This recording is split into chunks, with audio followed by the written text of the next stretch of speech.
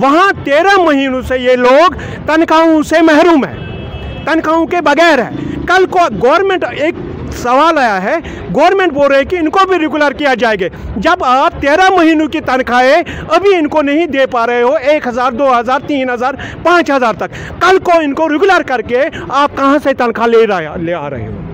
Director साहब, आप भी देखिए, ये वो लोग हैं जिन्होंने 13 महीनों में अपने घर बार छोड़ के, अपने बच्चों को छोड़ के, अपने माँ बापों को छोड़ के उन लोगों की खिदमत की है। खुद पाँचों हो गए 35% और 35% लोग इसमें एज बार भी हो गए और 4 की डेथ हो जाती है और उनका घर पहुंचने वाला कोई नहीं है। तो क्या चुनाव? मे नाव निसार अहमद मीर, बहुत श्रीनगर वाल बिलोंग थवान रहनावारी हॉस्पिटल मज करान ECG टेक्नीशियन का। आप समझ गए होंगे कि आज प्रेस क्लब के बाहर जितने भी टेक्नीशियन हैं जम्मू कश्मीर के अंदर, जो एक्सरे वाले हैं, ECG वाले हैं, CT स्कैन वाले हैं, MRI वाले हैं, फिजियोथेरेपिस्ट है, कई ज़्यादा है। सिर्फ हॉस्पिटल को डॉक्टर्स की नीड नहीं होती है, बल्कि डॉक्टर के अलावा अगर आप सर्जन हैं तो आपको एनेस्थेटिक की ज़रूरत पड़ती ही पड़ती है और आप इस चीज़ को कभी डिनाई नहीं कर सकते। और हेल्प करना, डॉक्टर्स है तो नर्सेज है, एक्सरे है तो एक्सरे टेक्नीशियन होना चाहिए। निसार साहब, क्या मकसद है आज आप प्रेस क्लब के बाहर पूरे मजमे के साथ एहतजाज कर रहे हैं, प्रोटेस्ट कर रहे हैं? यहाँ पे जो लोग बैठे हैं, ये हमारी बहनें भाई यहाँ पे ये तमाशा करने के लिए नहीं आए हैं। हमारी एक मांग है जो 20 सालों से पड़ी है, लटकी हुई है। हम हॉस्पिटलों में काम करते हैं, चाहे वो स्वीपर हो, चाहे वो हेल्पर हो, चाहे वो गेट कीपर हो, चाहे वो ECG टेक्नीशियन हो, चाहे वो एक्सरे टेक्नीशियन हो, चाहे वो फिजियोथेरेपिस्ट हो, चाहे वो ड्राइवर हो, सारे कैटेगरी इसमें आते हैं। सारे कैटेगरियों ने 20 सालों से जितना काम किया है, मैं भी अब शर्म आती है जब इन लोगों को देखता हूँ। हमारे बाल सफ़ेद हो गए, हमने शादियाँ की है, अब कुछ के बेटे भी अब नौकरियाँ ढूंढने लगे हैं, लेकिन अब अभी उधर ही है। हमारा एक है प्राविधान था, SRO 520 हम पे लागू किया गया। SRO 520 आपको मैं समझाना चाहूँगा, हॉस्पिटल डेवलपमेंट फंड एक फंड होता है जो हॉस्पिटलों में लोगों की जमाई से जमा हो जाता है। जब पेशेंट्स आते हैं, उनके टिकटें, उनके एक्सरे, उनके ECG, जब उनके पैसे आते हैं, उनसे हमारी सैलरी, हमारे घर चलते हैं। हमारी बहुत सालों से एक डिमांड है कि सरकार बोल रही है कि 61,000 लोग कैजुअल लेबर्स हैं, उसमें हम भी आते हैं, हमें भी ऐड किया गया है। लेकिन क्या वजह है, अगर 59,000 लोग फाइनेंस डिपार्टमेंट से तनख्वाह लेते हैं, हम 2,000 क्यों इन लोगों के पैसों से मतलब अपने गल चला रहे हैं? हमारी एक मकसद है, हमारी एक डिमांड है कि अगर कशीर या जमिक अगर काम करान, क्या फाइनेंस मज तनख्वाह? बहुत यह सवाल निशान कर गो, अगर SRO 520 बनो, SRO 520 बना है, SRO 520 में हमें इंक्लूड किया गया है। SRO 520 में क्यों वो लूपहोल्स रखे गए हैं कि इनकी अगर ये परमानेंट भी हो जाएंगे, इनको मिनिमम वेजेस एक्ट भी मिलेगा, लेकिन इनकी सैलरी फाइनेंस से नहीं, उधर ही हॉस्पिटल से जमा हो जाएगी। मैं एक बात कहना चाहूँगा, कोविड वायरस की, अगर कोविड आप देखेंगे पिछले 13 महीनों से हम कोविड वायरस बन के बैठे हैं और कुछ हॉस्पिटल बिल्कुल कोविड, जहाँ पे अभी कोई टिकट नहीं मिल रही है, कोई एक्सरे नहीं हो रहा है, कोई ECG, वहाँ 13 महीनों से ये लोग तनख्वाहों से महरूम है, तनख्वाहों के बगैर है। कल को गवर्नमेंट, एक सवाल आया है, गवर्नमेंट बोल रहे हैं कि इनको भी रेगुलर किया जाएगा।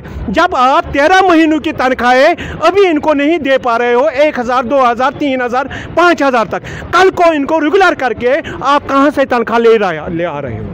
बस ये सवाल हमारा गवर्नमेंट से है। हम जो मरकज़ी सरकार ने पिछले हफ्ते एक मरतब की है एक पॉलिसी, हम चाहते हैं UT गवर्नमेंट से, लेफ्टिनेंट गवर्नमेंट से हमारी एक अपील है कि जो हमारी तनख्वाह बाकी लोगों को फाइनेंस से मिलती है वो हमें भी मिल जाए, ताकि हम अपने आप को मतलब बेस्ट ट्रीट कर सकें। और यहाँ पे ना कोई हिंदू है, ना कोई मुसलमान है, ना कोई सिख है, यहाँ पे इंसान है और हम लेफ्टिनेंट गवर्नमेंट से यही चाहते हैं हमें इंसानियों की तरह ट्रीट किया जाए। आपसे जानना चाहूँगा कि कितने लोग हैं जम्मू कश्मीर के अंदर जो इस वक्त ऐसे तरीके से परेशान हैं? 2500 लोग कम से कम है। 2500 लोग, जो जहाँ तक हमारी इंफॉर्मेशन है ये बड़ा आंकड़ा 61,000 लोगों में नहीं है। ये सबसे अगर आप समझोगे, हेल्थ डिपार्टमेंट को रीढ़ की हड्डी माना जाता है, हेल्थ के बगैर कुछ नहीं है। और आप इन लोगों को देख के आपको एहसास हुआ होगा कि ये लड़की आके प्रेस क्लब में ये बोलती है कि हमारी सैलरी नहीं है। हमारी सैलरी अगर मिले वो इज्जत से मिले। और मैं आपके वसादत से उन BMO, CMO, medical superintendent, commissioner तक, ये डायरेक्टर साहब तक ये बात पहुँचाना चाहता हूँ। डायरेक्टर साहब, आप भी देखिए, ये वो लोग हैं जिन्होंने 13 महीनों में अपने घर बार छोड़ के, अपने बच्चों को छोड़ के, अपने माँ बापों को छोड़ के उन लोगों की खिदमत की है। खुद पाँचों हो गए 35%, और 35% लोग इसमें एज बार भी हो गए, और 4 की डेथ हो जाती है, और उनका घर पहुंचने वाला कोई नहीं है। मैं सरकार से ये सवाल करना चाहता हूँ, हम लोगों ने खताएं क्या की है? हम लोगों ने खताएं यही की है कि 20 सालों ने हम पिस रहे हैं इन हॉस्पिटलों में हमने जितना काम किया है आप लोगों से पूछ सकते हो। गवर्नमेंट अप्रिशिएट करती है, अप्रिशिएट करने से कुछ नहीं होता। जब पेट में कुछ होगा तब हमारे घर चलेंगे, पेट में कुछ नहीं होगा, कुछ नहीं होगा। मैं आपके वसादत से गवर्नमेंट को ये कहना चाहता हूँ कि हम आपका वेलकम करते हैं, आप लोगों ने हमें इस डाला है इस स्कीम में, लेकिन हम गवर्नमेंट से ये चाहते हैं कि हमें इज्जत के साथ वो तनख्वाहें मिले फाइनेंस डिपार्टमेंट से, ताकि ये बर्डन आप पे भी ना हो, नो हम पे हो भी। 13 महीने पहले की अगर हम बात करें, महीने में कितने पैसे आप लेते थे? सिर्फ महीने की हम बात कर रहे हैं। डिपेंड होता है हॉस्पिटल पे, जहाँ जितनी रेवेन्यू जमा हो जाती है, जहाँ जितने बंदे काम करते हैं, उस कैलकुलेशन के हिसाब से गवर्नमेंट उनको पे करती है। ये 1,000 रुपये से 7,000 रुपये तक है, उससे ज़्यादा नहीं है। क्या घर चलता है? घर नहीं चलता है, चलाना पड़ता है। क्या करेंगे? 20 साल अगर मुझे आप बोलोगे, मैं 2000 में लगा हूँ, मुझे लगता है आपकी एज उतनी नहीं होगी। 2000 से लेके आज तक 21 साल हो गए। 21 सालों में मेरी एज बार भी जाती है। अब किसके दरवाजे में जाऊंगा?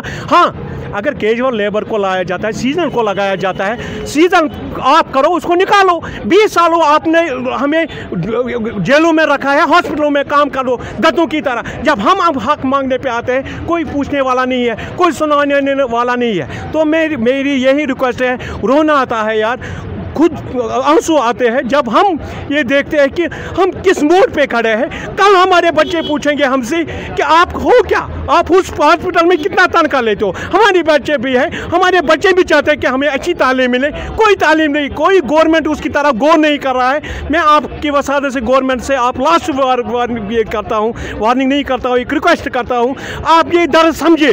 इन लोगों के आंसू ऐसे नहीं आते हैं, ये घर में 10 बार रोते हैं दिन भर, इनको 10 बार हॉस्पिटल में रोना पड़ता है जब ये सोचते हैं कि हम क्या है। निसार साहब, मौजूदा सरकारें जो रही 2000 से लेकर 2021 तक लगभग 21 साल हो गए, ये यूनियन टेरिटरी को बने हुए तो अब कुछ महीने हो गए। इससे पहले national conference, PDP, BJP, Congress, इनके पास जाने की, बड़े बड़े MLA आपके पास आए, आप लोगों ने बना, क्या उन्होंने कुछ नहीं किया? सब लोगों के पास गए हम दर्द सुना के। इलेक्शन के वक्त सब उन्होंने बोला ये मसला हो जाएगा, ये एक संजीदा मसला है, इंसान दोज मसला है, ये हो जाएगा। लेकिन इलेक्शन ख़त्म तो आप लोग भी, हम लोग भी बस छोड़ो इनको। मैं सवाल नहीं करना चाहता हूँ, मैं आपको बोलता हूँ कि ये बंदा जो राइट साइड में किश्तवाड़ से है और प्रोविजनल प्रेसिडेंट जम्मू का है, ये फार्मासिस्ट है, मेडिकल असिस्टेंट बनाने के लिए इसको माँ बाप को सब कुछ बेचना पड़ा और फिर ये मेडिकल असिस्टेंट बना। और सरकार बोल रही है कि ये गलत पॉलिसियों के वजह से लगे हैं। मैं सरकार को बोलता हूं कि आप लोगों ने हमें गलत पॉलिसियों की वजह से लगाया है। हम इस लायक नहीं थे कि 1000 से 1000 रुपये 20 साल काम करें। आप लोगों को सोचना था कि बाकी लोग कहां से आ गए। अगर बाकी आप लोगों ने परमानेंट किया, वो कहां से आ गए, उनका हक राइट कैसे बना, हम लोगों का राइट नहीं बनता। मैं सरकार से ये कहना चाहता हूँ कि इनकी नज़र को देख के, इनको देख के, इनके घरों को देख के इनका इंसाफ किया जाए और उनके साथ सलूकी से बात किया जाए और ट्रीट किया जाए, ताकि ये भी अपने आप को सेवर साइड महसूस कर सकें। कहते हैं कि अब तो मुझसे मेरे घर पे भी सवाल होता है कि पापा, मम्मी, आपकी तनख्वाह कितनी है? मैं बड़ा हो चुका हूँ, मैं आपसे ज़्यादा पैसे कमा रहा हूँ। आप 21 सालों से एक ही हॉस्पिटल में 1000 रुपये से लेकर 7000 तक कमा रहे हैं। शायद ये सवाल जो है इनकी आंखों में दर्द बनकर जो आंसू गुजर रहे हैं वो बयान कर रहा है। तो एडमिनिस्ट्रेशन से गुजारिश ये है कि इनकी तरफ भी एक नज़र तो बनती है देना।